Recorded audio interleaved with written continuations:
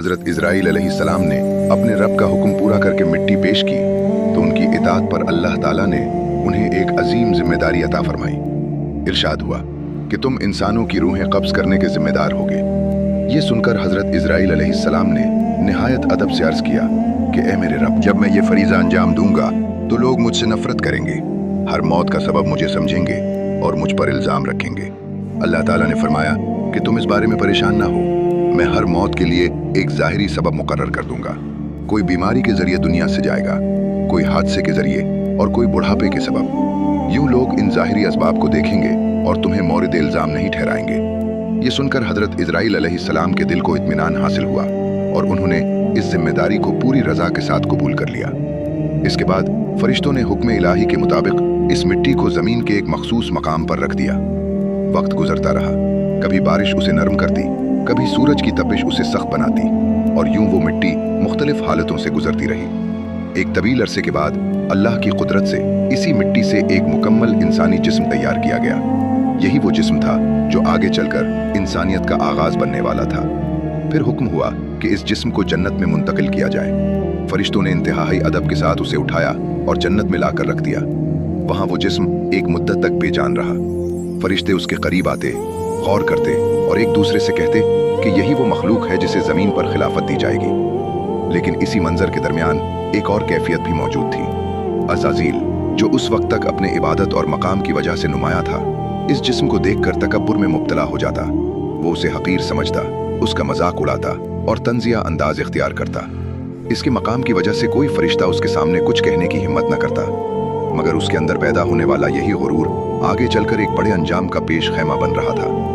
फिर वो लम्हा करीब आया जब उस बेजान जिस्म में जिंदगी की रूह डाली जाने वाली थी। अल्लाह रब्बुल आलमीन ने अपने 4 मुकर्रब फरिश्तों हज़रत जिब्राइल अलैहिस्सलाम, हज़रत मीकाईल अलैहिस्सलाम, हज़रत इसराफील अलैहिस्सलाम और हज़रत इज़राइल अलैहिस्सलाम को हुक्म दिया कि अर्श अजीम से रूह लेकर आएं और उसे इस जिस्म में दाखिल करें। हुक्म मिलते ही चारों फरिश्ते नूर की तेजी से अर्श की तरफ रवाना हुए और वहां से रूह को निहायत इज्जत और एहतराम के साथ एक नूरानी ज़र्फ में लेकर वापस आए। जब वो रूह लेकर इस जिस्म के करीब पहुंचे तो ऐसा महसूस होने लगा जैसे पूरी कायनात इस लम्हे का इंतजार कर रही हो। आसमान के फरिश्ते खुशी से झूम उठे और हर तरफ एक नूरानी कैफियत फैल गई। एक ऐसा मंजर जिसमें तख्लीक इंसान का आगाज अपनी आखिरी मंजिल के करीब था और फिर वो अजीम लम्हा आ पहुंचा जिसका इंतजार जमीन और आसमान दोनों को था। तमाम फरिश्ते इस शानदार मौके के गवाह बने हुए थे। हर तरफ नूरानी कैफियत थी, हर एक अदब और इंतजार में खड़ा था। मगर इसी हुजूम में एक ऐसा भी था जिसके दिल में सुकून नहीं बल्कि एक अजीब बेचैनी थी।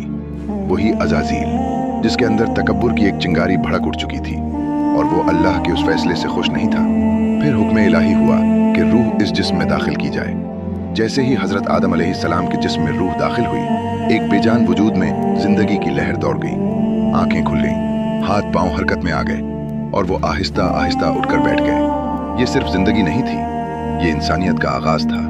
इसी लम्हे उनकी जबान से पहला कलमा निकला, अल्हम्दुलिल्लाह। अपने रब की हम्द, अपने वजूद के पहले ही लम्हे में शुक्र का इजहार। ये मंजर ऐसा था कि अल्लाह रब्बुल आलमीन की रहमत जोश में आ गई। हजरत आदम अलैहिस्सलाम ने इसी नेमत हयात पर शुक्र अदा करने के लिए इबादत की और यूं इंसान की पहली पहचान इबादत और शुक्र से जुड़ी। इसके बाद एक अजीम शान मंजर सामने आया। एक बावकार तख्त लाया गया जिसे कीमती जवाहिरात और चमकते हुए जेवरात से सजाया गया था। अल्लाह के हुक्म से हजरत आदम अलैहिस्सलाम को उस पर बिठाया गया और फरिश्ते चारों तरफ अदब, मोहब्बत और आजिज़ी के साथ झुके हुए थे। फिर वो हुक्म आया जो तारीख का रुख बदलने वाला था। अल्लाह ताला ने फरमाया, ऐ मेरे फरिश्तों, आदम को इज्जत दो और उन्हें सजदा करो। हुक्म मिलते ही तमाम फरिश्ते फौरन सजदे में गिर पड़े। एक ही लम्हे में हर तरफ सजदों का मंजर था। नूर की लहरें फैल गईं और इताअत की एक कामिल तस्वीर सामने आ गई। मगर जब सबने सर उठाया तो एक अजीब हकीकत सामने आई। सब झुक चुके थे मगर एक खड़ा था। वो अज़ाज़ील था। उसके चेहरे पर गुरूर, आंखों में तकब्बुर और दिल में इनकार साफ नजर आ रहा था। उसने सजदा नहीं किया। तब अल्लाह ताला ने उससे सवाल फरमाया, ए अज़ाज़ील, जब मैंने हुक्म दिया तो तूने सजदा क्यों न किया? ये वो लम्हा था जहां उसके दिल का छुपा हुआ गुरूर जबान पर आ गया। उसने तकब्बुर भरे लहजे में कहा, मैं इससे बेहतर हूँ, उसे मिट्टी से बनाया गया है और मुझे आग से। आग की फितरत बुलंद होना है और मिट्टी की नीचे रहना। इसलिए अगर किसी को सजदा